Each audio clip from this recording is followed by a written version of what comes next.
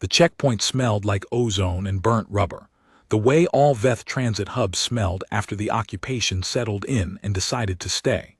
The boarding ramps ran in 4 long parallel lines under a ceiling that had once belonged to what humans used to call Terminal 7, though the Veth had stripped the letters off the facing wall and replaced them with their own sigil, a spiral eating itself from the outside in.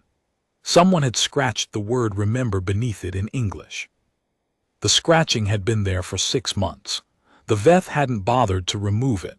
That, more than anything, told you how thoroughly they had decided humanity was not worth the effort of erasure. Mace Duran stood fourth in line, second queue from the left. He was carrying a duffel bag that had seen better decades, olive canvas, frayed shoulder strap, one buckle replaced with a zip tie because the original had cracked in the cold outside Krakow. He'd had the bag for 11 years. It had crossed 4 continents, 2 oceans, and 1 war. It currently held a change of clothes, a battered paperback he'd read 7 times, a protein bar of disputed nutritional value, and folded at the very bottom beneath everything else, something he did not think about in transit. Something he kept the way some men kept a photograph of a person they'd loved and lost, not for use, not anymore, just to prove that the thing had once been real. The Veth guards at the checkpoint were the broad-spectrum kind. Not the slender diplomatic caste you saw in the footage the Unity Bureau broadcast on the screens above every transit hub, all smooth gestures and translated assurances. These were enforcement Veth, shorter through the torso than a human, wider through the shoulder, with the flat amber eyes that caught light wrong and the segmented throat that pulsed when they communicated in their own language. They wore the black and chrome harness of transit authority, and they moved through the line with the specific brand of contempt that didn't require effort.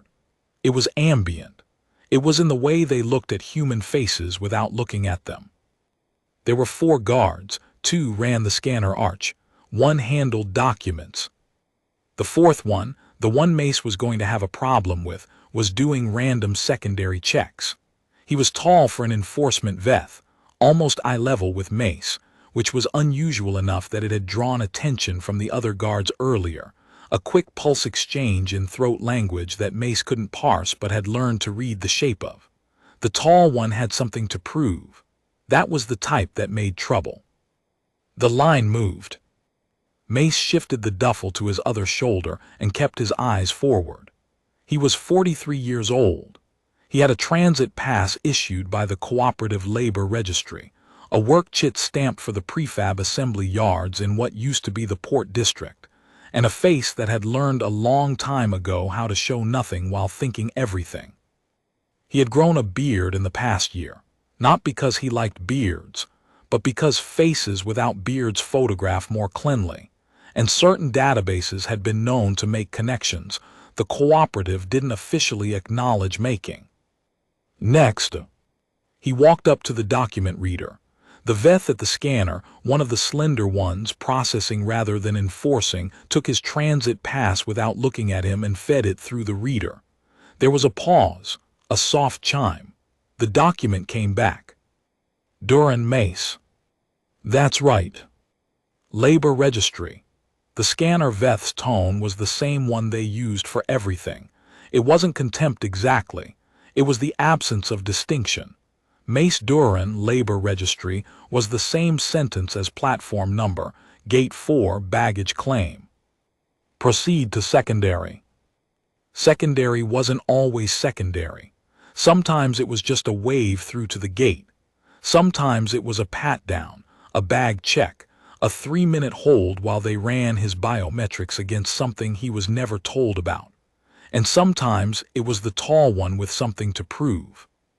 Today was that last kind. The tall guard stepped into Mace's path with the particular body language of someone exercising the smallest possible unit of power. He said something in Veth, the consonants like wet stone striking wet stone, and the translator bead on his harness rendered it half a second later in flat, perfectly accented English. Set it down. Mace set the duffel down on the scanning table. The guard walked around the table once, not to inspect the bag, but to inspect Mace, top to bottom, the paused on the work-worn knees of his cargo pants, the cheap boots, the canvas bag with the zip-tie buckle. The guard said something else and the translator gave it as, "Carry permit." "Don't have one." "What do you carry?" "Change of clothes, a book, food." The guard reached across the table and unclipped the bag's main closure without asking. Standard procedure. It was always standard procedure.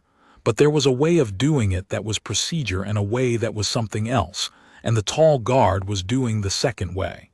He pulled the bag open and held it up, tilting it so his partner could see. The partner made a sound. The translator didn't render it, which meant it wasn't directed at Mace. It was a comment about Mace. Two guards having a conversation about the contents of a human's bag, the way two people might comment on the lint they'd found in a coat pocket at a thrift store. The tall guard reached in and pulled out the clothes. Shirt, second shirt, a pair of socks rolled together. He dropped each item on the scanning table with the kind of deliberateness that has nothing to do with scanning. He pulled out the paperback and read the spine. It was a beat-up copy of something called The Long Goodbye, nothing the registry would flag, and dropped that too. He pulled out the protein bar, examined it, and set it aside with slightly more care, as though it might be the most interesting thing here, which it wasn't, and they both knew it. Then his hand found the bottom of the bag. Mace watched the guard's amber eyes. He watched them the way he had once watched sensor screens, tracking, waiting for the shift. The guard's fingers closed on the last item in the bag, and he pulled it out, and he held it up, and he looked at it. A uniform, folded into a tight, practiced rectangle. The fold was military, not the fold of someone who had been trained to pack efficiently, but the fold of someone who had been trained to present, to display, to honor the thing being folded. The crease lines were almost surgical. The fabric was dark, a deep operational gray-green, and even after everything, after the years of being carried from city to city, after the cold of Krakow and the dust of the Saharan transit corridor and one crossing through standing water in the flooded lower tier of what used to be Amsterdam, it was in remarkable condition, because Mace had maintained it, the way you maintain a thing that matters, quietly, carefully, in the hours between everything else. The guard turned it over once, turned it again. He spread it slightly enough to see the shoulder, and on the shoulder there was a patch, a circle with two interlocking chevrons and a star, the insignia of the Centurion Corps. Below the patch, the rank tab, 3 bars over an eagle. And below the rank tab, sewn in white thread so fine it was almost invisible until the light caught it. DUREN, M Commander. The tall guard stared at it. His partner had gone quiet, not the ambient quiet of Veth processing, something that had weight to it, a stillness that was different in quality from the baseline contempt of 3 minutes ago. The scanner Veth, 6 feet away, had looked up from her station. Mace said nothing, he watched. The tall guard said something in Veth, quick, the cadence changed, and the translator bead lagged behind him for the first time, as though the input was coming too fast for clean rendering. What came out was approximate. This is what unit, this is a command insignia. Centurion Corps, May said, 6th Battalion. Northern Corridor. Silence. The line behind Mace had stalled. He was aware of the other humans in queue, 12 of them, maybe 15, watching with the careful non-watching of people who had learned that being seen to witness something was its own kind of risk. He was aware of the 2 guards at the scanner arch, both now angled slightly toward this table. He was aware of the tall guard's amber eyes doing the thing that enforcement Veth eyes did when they were recalculating, the slow pupils contracting to a horizontal slit. This unit, the tall guard said through the bead, it is not operational. The Corps was dissolved. Yes, Mace said. You carry a relic. Mace looked at the uniform in the guard's hands. He looked at the way the guard was holding it, 2-fingered at arm's length, the way you hold a thing when you're not sure whether it might burn you. He looked at the crease lines, still perfect. He looked at the rank tab. He looked at the eagle. "Give it back," Mace said. Something moved through the checkpoint. Not a sound, not exactly. A pressure change. The kind of shift in atmosphere that happens when a conversation that has been operating on one set of assumptions suddenly has to accommodate a new one. The tall guard had come to this table because a human male, middle-aged, labor registry, frayed bag, cheap boots, was an object of processing. An item in a queue. Something to be sorted and cleared and forgotten within the span of the next shift. That math had just broken. The guard's throat pulsed twice, conversation Veth, not translator, and his partner answered once. Short. Mace couldn't read it precisely, but he could read its shape, a question and an answer. The answer was something like, "I don't know." "This rank," the tall guard said. 3 bars, an eagle. What does this mean in your command structure? "It means," Mace said, "that I have led men into places that your enforcement division has never had to think about and come back out. It means that I spent 6 years inside situations that were designed to kill everything that entered them and found a way through anyway. It means that I have trained 41 people in how to take a system apart from the inside without the system noticing until the moment it stops working." He paused. "Now give me my uniform." The tall guard did not give him the uniform, but he also didn't move. He was holding it at arm's length still, and something in the way he held it had changed. The fingers had opened very slightly, the way fingers open when the brain is no longer entirely sure it wants to be touching the thing they're touching. Mace reached across the scanning table and took the uniform from the guard's hands. He did not snatch it. He did not make it a confrontation.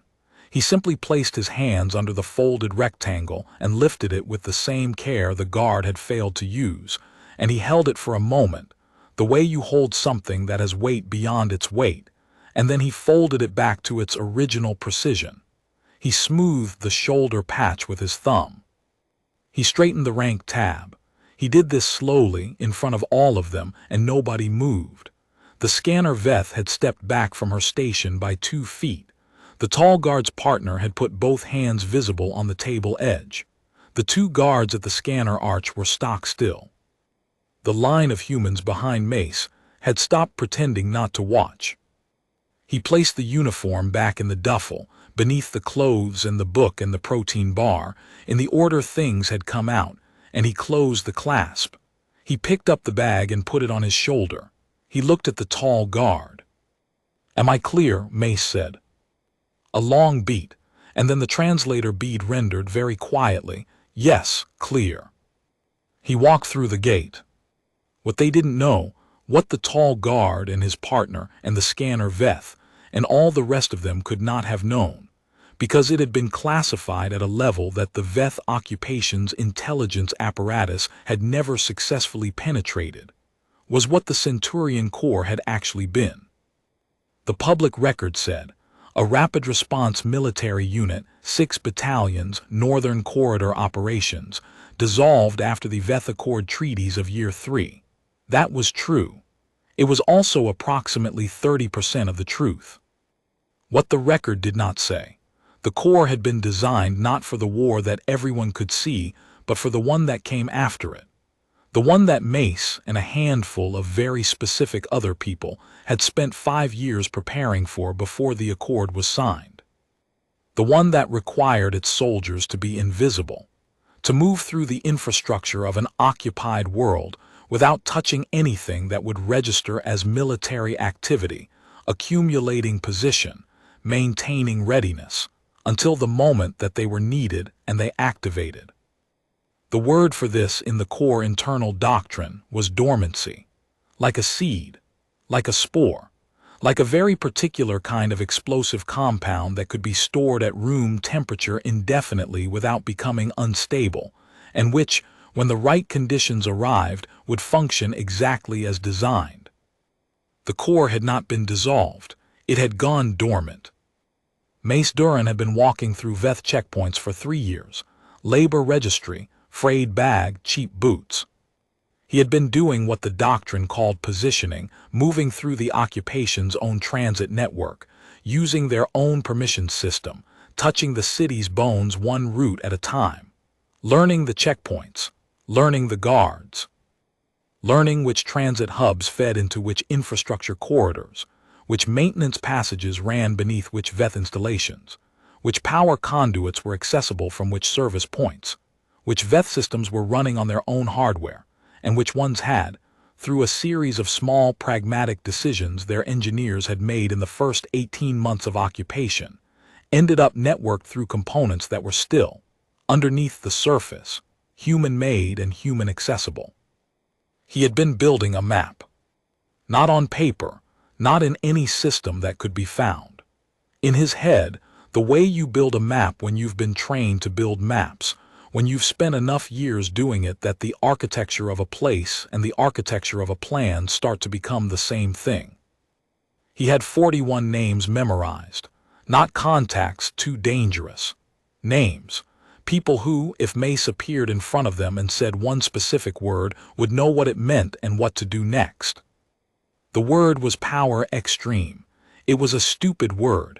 That had been intentional. Stupid words don't come up in keyword surveillance. Stupid words sound like nostalgia, like a drunk adult making a reference nobody cares about anymore. Stupid words are invisible. He'd been 11 months from activation. That was before the checkpoint. Before the tall guard had found the uniform and held it up and gone still. Before the calculation in the amber eyes. Before the pressure had changed in the room and something had shifted that Mace had not entirely planned for. He walked through the transit hub at a pace that was not rushing and not strolling, out the gate, down the boarding ramp, into the gray November light of what used to be the Port District, and was now officially Transit and Industrial Zone 7. And he breathed in the cold air, and he thought about what had just happened with the particular clarity that came from having spent a career in situations where thinking clearly was not a luxury, but a technical requirement. He had not meant to reveal the uniform. He'd been carrying it for 11 years and had gone through 200 and some checkpoints, and nobody had ever gotten that deep into the bag before. The tall guard had been unlucky, or unlucky for the VETH, depending on how you were counting. The question was what they would do with the information. Whether the tall guard's calculation, that pressure shift, the recalibration in those flat amber eyes, would come out as a threat or as something more careful. Whether there would be a report filed and a flag attached to his labor registry chit. Whether 11 months would become less time than that. He reached the end of the ramp and stood in the cold and did what he had always done at moments of recalculation. He hummed, just a few bars. An old song, nothing anyone would recognize, something his mother had sung while she ironed, years before any of this, years before the core and the training and the doctrine and the slow accumulation of a plan that was not yet ready. He hummed it quietly, just audible to himself, and he smoothed the strap of the duffel on his shoulder, and he thought. Then he took out his phone, an old one, stripped of all the features that made phones trackable, and he made a call. "Tell them 11 months just became 3 weeks, he said, when the line picked up. A pause, then a woman's voice, quiet, precise, the voice of someone who managed complexity for a living. How exposed. One guard saw it, 2 guards adjacent. The tab was visible. Duran M. Commander. Yes. Another pause. He could hear her running the same calculation he'd run, and he respected it. She'd always been the fastest thinker in any room she was in, which was why she was the one sitting inside the network, monitoring, managing the pieces, the same role she'd played for 6 years before the Accord. Crystal hadn't changed. 3 weeks is aggressive, she said. I know. We're not positioned for the southern corridor. I know, Crystal. A longer pause. He heard her breathing. He heard the soft sound of data moving through a system somewhere. She was pulling something up, running a sequence, doing in real time what she'd always done, which was take a situation that shouldn't work and find the seam in it where it could.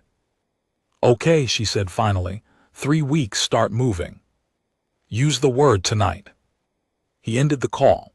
He stood in the cold outside Transit and Industrial Zone 7 and looked at the gray sky and thought about the tall guard and the way his eyes had changed when he'd seen the rank tab.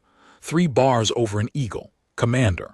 The enforcement vet knew enough about human military insignia to know that was not a small thing. They had done their analysis in year 1. The core public record had been part of what they'd reviewed. They knew the shape of it. They didn't know everything underneath it. Mace started walking. The first name was a man named HFY who ran a food stall in what used to be the lower market, 2 blocks east of Transit Hub 3. Mace found him in the early evening, between the dinner rush and closing, and stood at the counter for long enough to buy a bowl of something hot. And while HFY was making change, Mace said the word quietly once. HFY didn't look up. He finished making change. He handed Mace the bowl. Then he said, still looking at the counter, "About time." The second name was a woman named Vasquez Lim, who worked as an environmental tech in the maintenance division of Veth Central, which was what they called the installation that had once been the city's primary power distribution station. She was in her mid-30s, compact, with hands that were always slightly burned because the system she maintained ran hot, and the Veth hadn't upgraded the safety protocols since taking over the infrastructure. She'd been planted in that position by the Corps 2 years before the Accord. 2 years of carrying the right credentials into the right facility. 2 years of maintenance rounds that were also reconnaissance rounds. 2 years of memorizing what she was not supposed to memorize. She heard the word through a contact who heard it through a contact. The chain obscured enough that nobody carrying it knew who the origin point was, which was how the doctrine worked.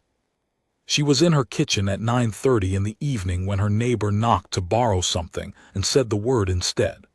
She sat down at her kitchen table for a moment, and she looked at her burned hands, and she thought about 2 years of rounds and everything she'd filed away in the back of her mind, and then she got up and started getting ready. The third name was a man named Hardigan who had once been a structural engineer for the Transit Authority, the old Transit Authority, the human one, and who had spent the occupation years working the same job for the new administration, because infrastructure doesn't care who runs it and someone has to keep the ramps from collapsing. Hardigan knew things about Transit Hub 7 that the Veth didn't know.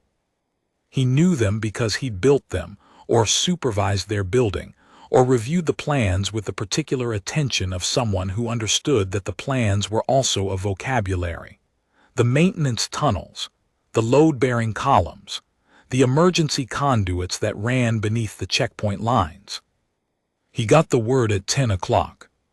He sat in his small apartment above the port district and he looked at the ceiling for a while, and then he looked at the framed photograph on his wall, old, a group photograph, 8 people in the gray-green of the Corps, and he said out loud to nobody, "All right then."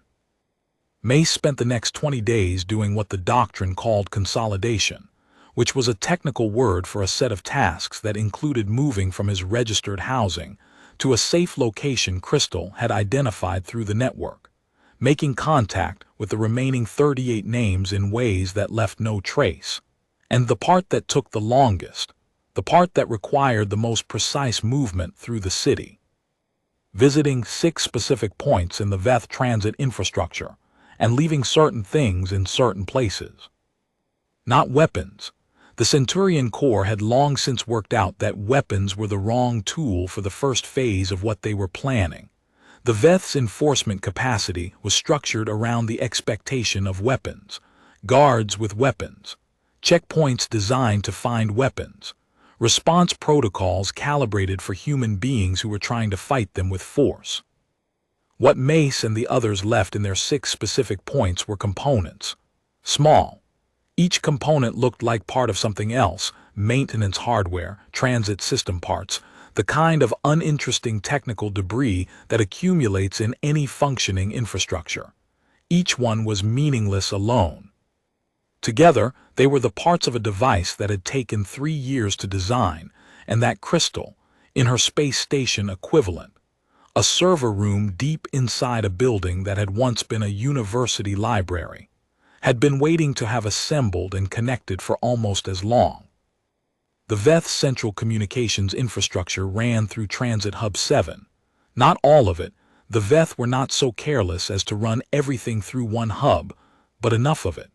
The primary broadcast network, the encrypted command layer for the enforcement division in the northern corridor, the network through which the hub's scanner arch and the document readers and the transit pass system all reported back to the central registry.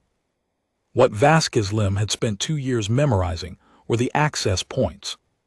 What Hardigan had spent those years quietly leaving accessible, a specific tunnel sealed with a specific type of lock he'd specified in the original maintenance plan, a conduit routing he'd recommended in a document that nobody had read carefully enough, were the pathways to get to those access points.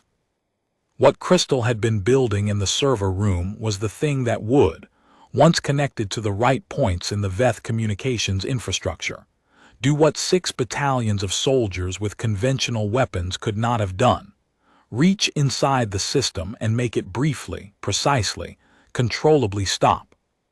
Not destroy, stop. The doctrine was very clear about the distinction. Destroyers become enemies. People who can make a system stop and then make it start again, on their terms, on their schedule, with their hands on the controls, become something the system has to negotiate with.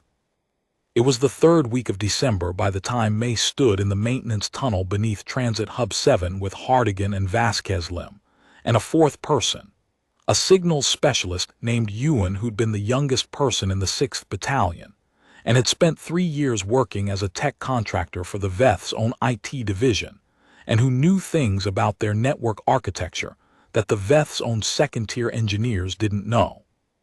The tunnel was low and damp and smelled of ozone, the same ozone that pervaded the whole transit system, as though the occupation had a signature smell it left on everything it touched.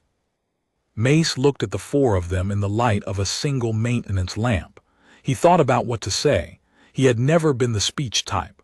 The Corps had not selected for speech types. "Crystal's ready," he said. "Vasquez Lim, you have the access point. Ewan, you know the sequence. Hardigan, the conduit. I'll handle anything that comes through the tunnel from the south entrance." He paused. "Standard protocols after. Nobody moves fast. Nobody looks like anything is happening. It's a Tuesday morning. We're maintenance." Ewan said, "What if the tall guard is on shift?" Mace looked at him. "Then he'll have a more interesting Tuesday than he was planning." It was almost funny. Hardigan made a sound that might have been a laugh. Then they got to work. At 7:42 in the morning, the scanner arch in Transit Hub 7 went offline. Not dramatically, not in an explosion or a collapse or any of the ways that films about resistance movements depicted these moments. The arch simply stopped reporting. The document readers stopped syncing. The transit pass system stopped processing. The command layer for the Northern Corridor Enforcement Division produced, on whatever screen someone was watching it on, a quiet blinking indicator that said, in the flat machine language of VETH Systems Administration, "Network interrupt. Cause, unknown. Estimated resolution time, unknown." Unknown was the important word. Unknown meant it wasn't a known attack vector. Unknown meant it wasn't one of the things the VETH had prepared their response protocols for. Unknown meant someone has done something we did not anticipate. Crystal's voice came through Mace's earpiece at 7:44. "We're in, holding the interrupt. I have the command layer." A pause. "We can talk to them now." "Put it through," Mace said. What happened next was transmitted on the VETH's own encrypted command channel. The one their enforcement commanders used. The one that went to every enforcement installation in the Northern Corridor. The one that every guard in every transit hub and every patrol vehicle and every administrative center was required to monitor at all times. It was transmitted in VETH. Crystal had spent 3 years learning VETH, not the rough approximation that the translator beads rendered, but the real language, the throat consonants and the frequency modulations, and the precise grammar of authority that distinguished an enforcement command from a maintenance notification. She had learned it because the doctrine said that when you spoke, you should speak in the language of the people listening. You should speak in a way they could not dismiss as foreign or broken or approximate. What she said was, approximately, this: that the network interrupt was intentional and controlled and reversible, that it could be extended or lifted on a schedule not determined by enforcement, that the core existed and was operational, that this was not an act of violence but an act of demonstration, and that if the Veth occupation's command structure wished to discuss the terms on which the Northern Corridor's communication infrastructure would be returned to normal function, there were people available to have that discussion. It took 11 minutes for the first response to come back. It was terse. Veth enforcement communications were always terse, and it said, in the flat machine grammar of their command layer, identify, core designation, command authority. Crystal read it to Mace over the earpiece. Tell them, Mace said, Centurion Corps, 6th Battalion, Northern Corridor. She transmitted it. Another pause, 7 minutes this time. The response said, we know this unit, it was dissolved. Tell them, Mace said, that it was dormant, not dissolved, and ask them if they'd like a demonstration of the difference. Crystal transmitted it. In the maintenance tunnel beneath Transit Hub 7, Mace listened to the silence, and Hardigan was looking at the conduit junction, and Vasquez Lim had one hand resting lightly on the access panel, and Ewan was watching the sequence monitor, and all four of them were very still. 14 minutes, the longest gap yet. When the response came, Crystal read it to him in a voice that was carefully not expressing what it was expressing. They want to know who the command officer is. They want a name. Mace thought about the tall guard, the arm's-length hold on the uniform, the amber eyes doing their recalculating, the translator bead lagging behind because the input was coming too fast for clean rendering. Tell them, he said quietly, Commander Duran, Mace, 6th Battalion. He listened to Crystal transmitting it. He listened to the silence of the tunnel, the hum of the systems running around him, the distant sound of transit function happening above, the ordinary sounds of a Tuesday morning continuing to be a Tuesday morning in a city that didn't know it was about to change. Then the earpiece, Crystal's voice very quiet, they want to talk. He let out a slow breath. Not relief, it wasn't relief, not yet, maybe not for a long time, but something. The feeling of a thing that had been held very still for a very long time being allowed to move. The feeling of a dormant thing activating. The feeling of years of walking through checkpoints with a frayed bag and cheap boots and a face that showed nothing. Years of humming his mother's song in the cold outside transit hubs. Years of carrying the fold at the bottom of the bag. All of it accumulating into this. A conversation, the right kind of conversation from the right position, not begging for terms, offering them. Tell them, Mace said, that we're available. Tell them we'll talk on neutral ground, documentation only, no enforcement presence. And tell them, he paused, tell them to send someone with actual authority, not enforcement, command. A pause while Crystal transmitted. He waited in the tunnel, and he looked at Hardigan, who was looking at the conduit junction with the expression of a man who had spent 3 years doing maintenance rounds that were also reconnaissance, and who was now processing what those 3 years had been for. He looked at Vasquez Lim, whose burned hands were steady on the access panel. He looked at Ewan, the youngest, who was watching the sequence monitor with an expression that Mace recognized from 20 years of watching young soldiers in the moment when something that was abstract became real. He looked up at the ceiling of the tunnel, which was the floor of Transit Hub 7, which was one of 400 transit hubs in the Northern Corridor, which was one of the occupation's primary infrastructure systems in this region of what used to be called Europe, and he thought, we are not an army. We are 41 people with the right information, in the right places, at the right time. That had always been the doctrine, not the biggest force. The right force, not the loudest strike. The one that hit the thing that mattered in the way that mattered at the moment when the system could not compensate. Man and machine, the old core briefings had called it. The exo-frame and the soldier. The weapon system and the person it was built around. The capability and the will. You couldn't have one without the other. The frame was just hardware without the human inside it, and the human was just a person without the frame amplifying what they could do. The synthesis was the thing. The synthesis was what made a centurion and not simply a soldier. Mace didn't have an exo-frame. He had a frayed duffel bag and a uniform he'd carried 11 years and 41 names, and a network that Crystal had held together from a server room in what used to be a university library. He had a maintenance tunnel beneath a transit hub and a conduit junction that Hardigan had left accessible on purpose 6 years ago. He had a signals specialist who knew the Veth's own network better than their second-tier engineers did.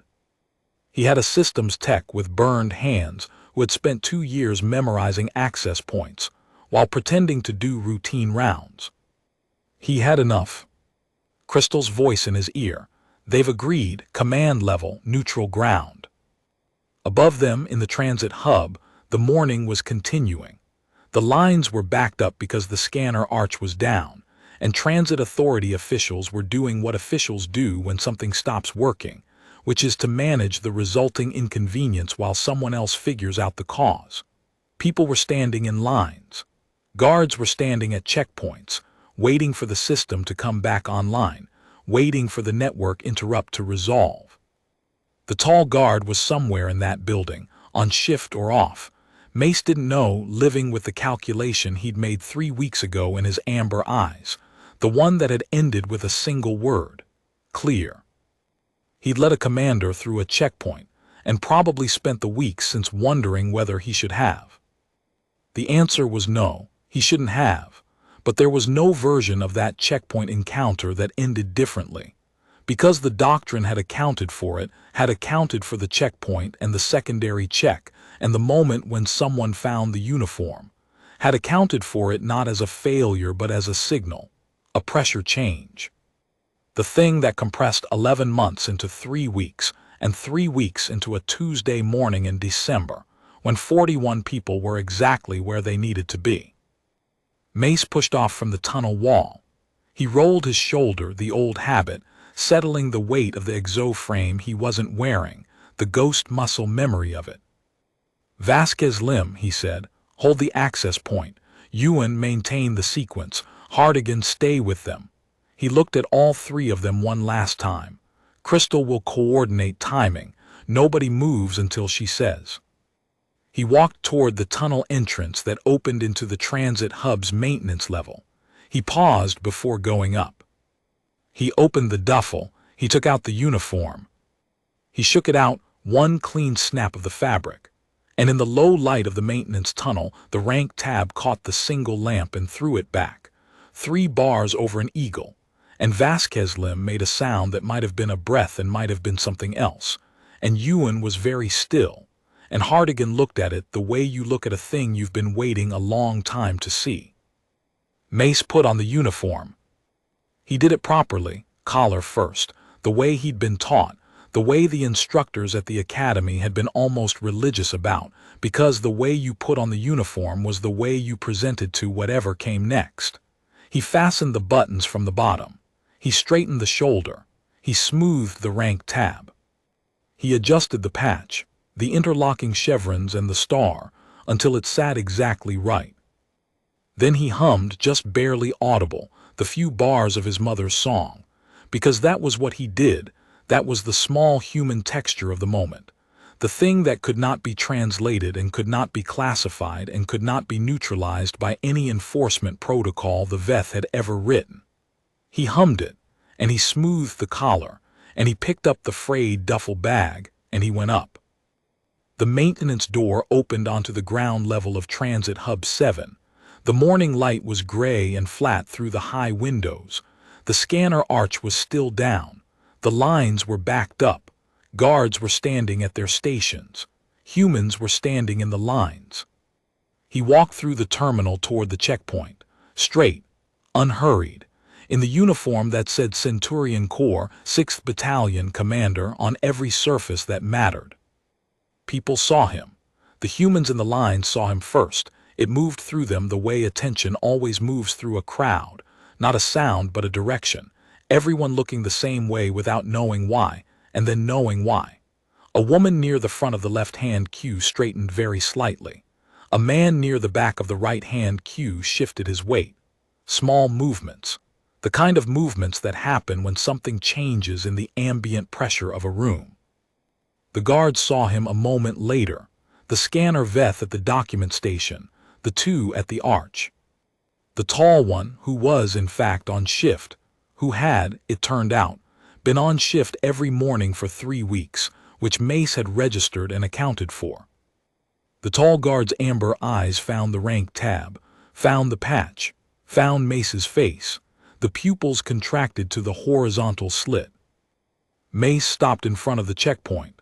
He set the duffel down on the scanning table. "Commander Duran," the tall guard said through the bead.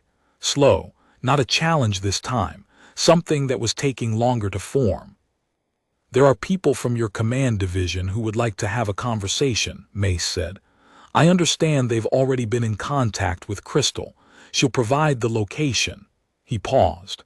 "The scanner arch will be back online at noon. The network interrupt will be fully resolved once we've had a preliminary discussion.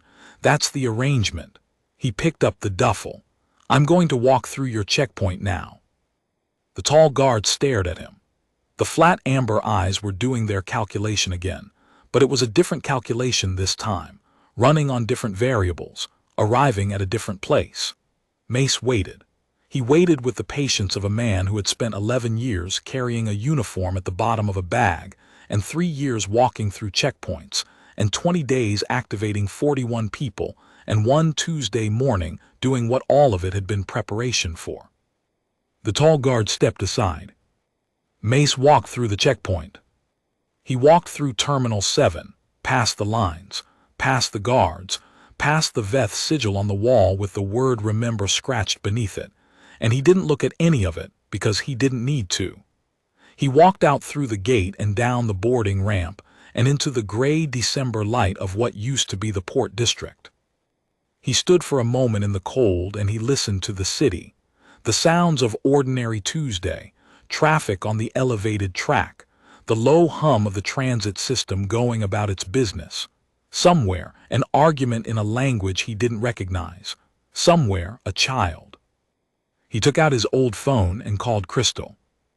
"How's it looking?" he said. "Command level response is confirmed," she said. "Preliminary contact in 4 hours, your location." A pause. "Mace." "Yeah." "You're wearing the uniform, aren't you?" He looked down at it, the gray-green of it in the gray December light, the shoulder patch, the rank tab. "Seemed like the right time," he said. A long pause.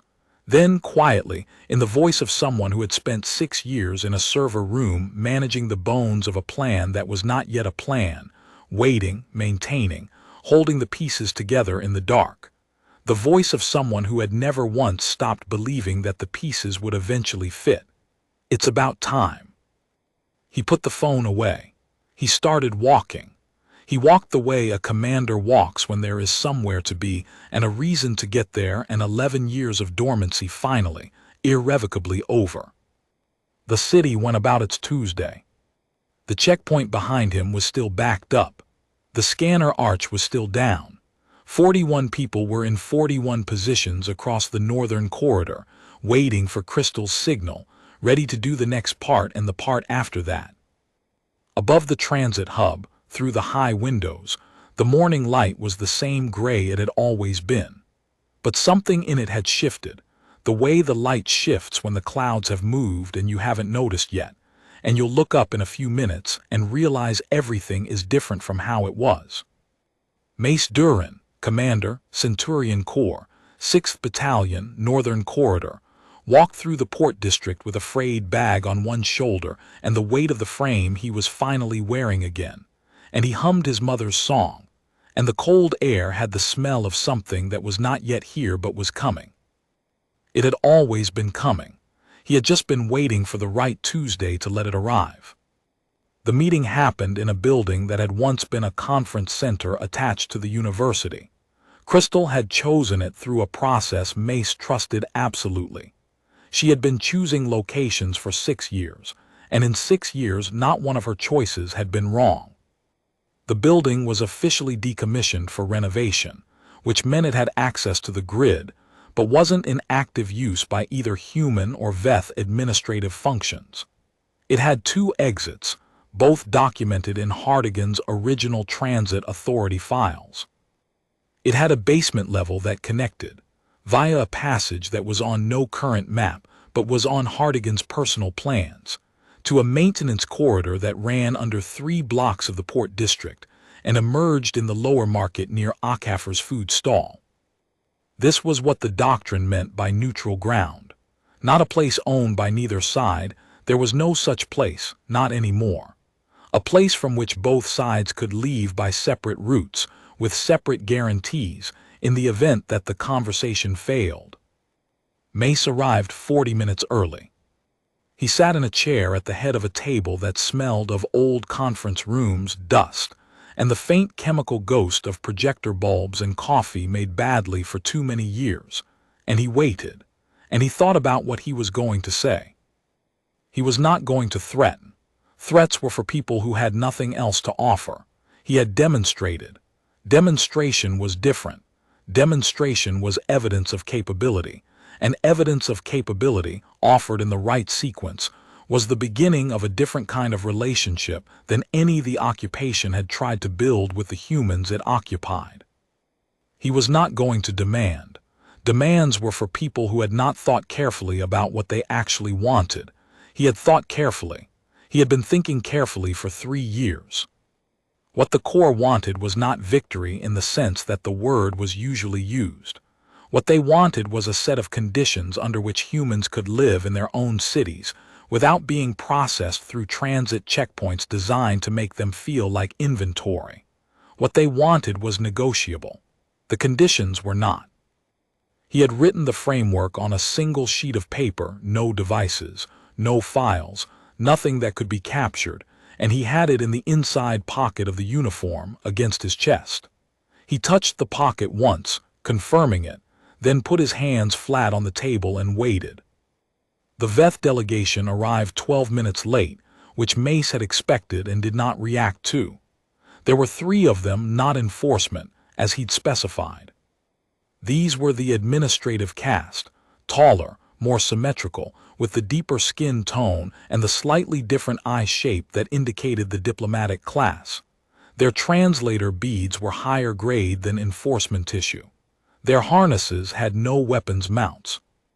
The one who sat directly across from him had the rank markings of a senior administrator, not command, but close enough to command that the gap was negotiable, which meant they had sent someone real. That was the first good sign. He opened with the framework. He placed the single sheet of paper on the table between them and let them read it. He didn't speak while they read. He sat in the uniform with his hands flat on the table, and he breathed evenly, and he let the paper do the first work. Because the paper was precise, and a precise first communication was better than a spoken one when both sides were feeling out the depth of the ground. The senior administrator read the paper twice, looked up, said something in Veth that his translator bead rendered as, "This document describes an ongoing operational capacity." "Yes," Mace said. "You claim to have access to systems in multiple transit hubs." "I'm not claiming anything. The documentation on the right side of the sheet is the evidence." A pause while the administrator examined the right side of the sheet. The documentation was a list of specific systems, specific access timestamps, specific capabilities. Not all of them. Enough. Enough to make the point that this morning had not been a single event but a sample. "What you are describing," the administrator said, is an infrastructure that has been in place for years. Yes. During which time you chose not to act. We weren't ready, now we are. Another pause. The administrator exchanged something with the second Veth, quick throat pulse, too fast for the bead to render, and then returned to Mace. What you describe in this document, the disruption capacity, it is reversible. Completely. At your discretion. At our discretion, that's the point. The administrator looked at him for a long moment. Mace had been looked at by Veth administrators before. The calculation in the eyes was different from enforcement Veth, not the flat amber recalibration of a guard encountering an unexpected variable, but a more complex evaluation, the kind of look that was running probability assessments and historical data, and something that might, in a Veth face, pass for the beginning of respect. You are asking us to recognize the core as a negotiating entity. I'm asking you to recognize that the core is already a functional entity, and that recognizing it costs you less than not recognizing it. And if we decline, then at noon the network interrupt continues. Tomorrow we demonstrate the access points in 3 additional hubs. The week after that we discuss the southern corridor. He paused. We're not going away, we've been here, we've just been quiet. The administrator was quiet for almost a full minute.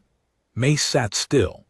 The uniform sat on him the way it had always sat on him, the weight of it distributed across the shoulders, the collar precise, the rank tab catching the light from the one window in the conference room. He thought about the morning he'd been commissioned.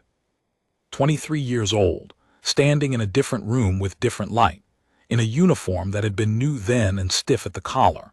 And someone had put 3 bars and an eagle on his shoulder, and said words that he had forgotten the text of but remembered the feeling of being given something to carry that was not a burden but a framework. A structure to put your capability inside so that capability had direction. He had carried it for 23 years. He had carried it in the exoframe when the core was operational, and in the bottom of a frayed bag when it was dormant, and now, he was wearing it again across a conference table from 3 Veth administrators who were deciding whether to acknowledge what it meant. The senior administrator said, "We will need to consult with command." "Of course. This will take time." "I have time," Mace said. "I've had time. That's the one thing I've always had."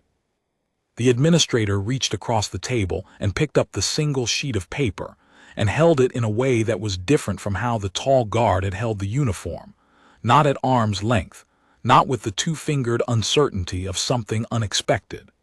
This was deliberate. This was someone holding a document they intended to carry somewhere and present to someone else as a thing worth presenting. It was a small thing, the kind of small thing that doesn't look like much in isolation and means everything in sequence. "We will be in contact," the administrator said, "through the channel your operator established." "Crystal," Mace said. "Her name is Crystal." A pause. Then the administrator, in what was perhaps a concession or perhaps simply precision, "Through Crystal." The Veth delegation left by the south exit. Mace sat alone in the conference room for a while, in the dust and the old coffee smell and the gray December light from the single window, and he did not feel triumphant, because triumphant was the wrong word for what this was. Triumphant was a finish line. This was a first step. A door opened, not walked through. But it was the door, the one the core had been positioned to open for 3 years. The one that required a maintenance tunnel and 41 names and a signals specialist who understood network architecture, and a systems tech with burned hands, and a woman in a server room who had spent years learning to speak in frequencies that weren't her own, and one more thing. One thing that the doctrine hadn't written down, because it couldn't be written down, because it was the kind of thing that either lived in a person or didn't. The willingness to carry the thing to the checkpoint. The willingness to let them find it. To stand at the table with your hands flat and your rank tab straight and say, "Here is what I am. Here is what this means, here is what we have, and here is what we would like to discuss." He got up from the table. He put on his frayed duffel bag. It was still the same bag, still the olive canvas with the zip-tie buckle, sitting beside his chair through all of it. He put it on his shoulder over the uniform, which was the most absurd possible combination, but he was past the point of worrying about appearances, if he had ever been at that point. He walked to the north exit. Crystal's voice in his ear before he reached the door. They're filing a formal recognition query with their command hierarchy. That's faster than I expected. Good. The network interrupt is holding steady. Vasquez Lim says the access point is stable. Tell her good work, tell all of them. I will. A pause. Mace, the tall guard, the one who found the uniform. What about him? He filed a report this morning. Before the checkpoint went offline. He described the encounter from 3 weeks ago. Mace stopped at the door. What did he file it as? An anomaly requiring monitoring. Another pause. He described you as a, quote, potential command class asset operating in labor registry cover. He recommended against detention. Mace stood with his hand on the door and looked at the gray light through the glass panel. He recommended against detention. Yes. He thought about the tall guard's amber eyes, the recalculation, the pressure shift in the room, the moment the fingers had opened very slightly, uncertain whether they wanted to be touching the thing they were touching. The single word at the end, clear, delivered in the flat grammar of the translator bead, but carrying something the translation couldn't carry, something that might have been the beginning of a recognition. Enforcement Veth weren't known for that. They were known for compliance and processing. They were not known for reading a situation and making a judgment that deviated from protocol. Mace thought him. He filed it away. The way he filed things away, not dismissing it, not making too much of it yet. A data point, an interesting one. Tell Vasquez Lim to begin the restoration sequence at noon, he said. Full network restore, clean handoff, no residue. We give it back exactly as promised. Understood. And Crystal? Yeah. Good work, all of it, everything. He paused. 6 years, I know how long that was. A longer pause than usual for Crystal, then very quietly, same to you. He pushed through the door and walked out into the December light. The city was doing what the city did, moving, building, adjusting, persisting. The transit hubs were backed up, but they were backed up with living people who were going places and coming from places, which was the entire point of a transit hub, even an occupied one. The elevated track hummed. Somewhere there was an argument, and somewhere a child, and somewhere, in the lower market 2 blocks east of Transit Hub 3, a man named Akafer was making something hot at a food stall, and probably had no idea yet that the 3-week sprint of activation had ended in a conference room, and a sheet of paper, and a delegation on its way to consult with command. He'd find out. They all would. Not through broadcasts or announcements. The Corps was not structured for announcements. They'd find out the way they'd found the word in the first place, through the chain, through the careful movement of information in the direction of the people who needed it. One step, the right step. The door opened. Mace Duran walked through the port district in a Centurion Corps uniform over a frayed duffel bag, and above him the clouds had shifted while he wasn't looking, and the light was different now from how it had been in the morning, and he hummed a few bars of his mother's song, and the cold air carried the smell of something arriving. He had been dormant for 3 years. He was awake now.